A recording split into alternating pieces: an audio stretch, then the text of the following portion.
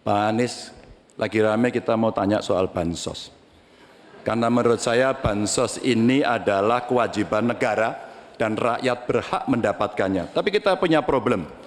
Karena banyak klaim yang diberikan seolah-olah ini bantuan orang per orang atau kelompok. Padahal kita masih punya. Ada data yang tidak valid, ada cara penyampaian yang tidak benar, ada protes yang kemudian tidak terverifikasi atau terrespon dengan baik.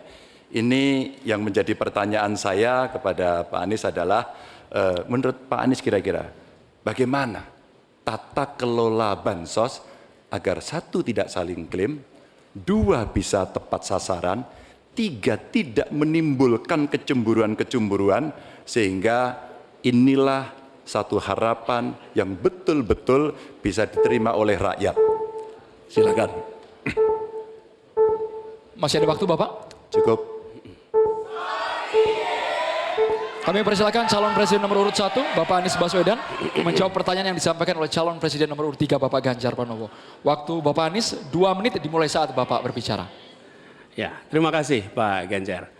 Pertama, kita harus menyadari bahwa yang disebut sebagai bansos adalah bantuan untuk si penerima, bukan bantuan untuk si pemberi. Karenanya, dia diberikan sesuai dengan kebutuhan si penerima. Kalau penerimanya membutuhkan bulan ini, ya diberi bulan ini. Kalau dibutuhkannya 3 bulan lagi, ya 3 bulan lagi. Tidak usah dirapel semuanya. Okay? Dijadikan sebagai sesuai kebutuhan. Yang nomor 1, yang itulah yang disebut sebagai bansos tanpa pamrih. Kemudian yang kedua, pemberian bansos ini harus tepat sasaran. Artinya diberikan melalui pendataan yang baik, informasi data itu harus akurat, dan mekanisme pemberiannya melalui jalur birokrasi. Bukan dibagikan di pinggir jalan, tapi dibagikan langsung di lokasi menggunakan siapa menggunakan jalur birokrasi.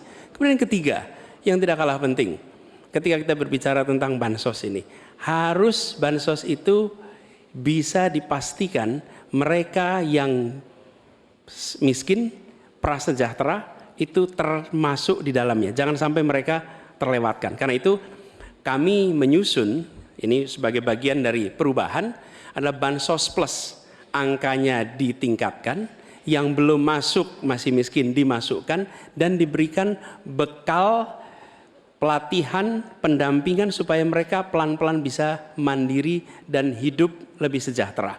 Jadi kami melihat ketika sampai kepada bansos, bansos ini adalah atas nama negara. Ketika saya bertugas di Jakarta, semua paket bansos di kerdusnya diberikan label dibiayai APBD DKI Jakarta, bukan dari gubernur, dari uang rakyat lewat APBD DKI Jakarta. Jelas posisinya.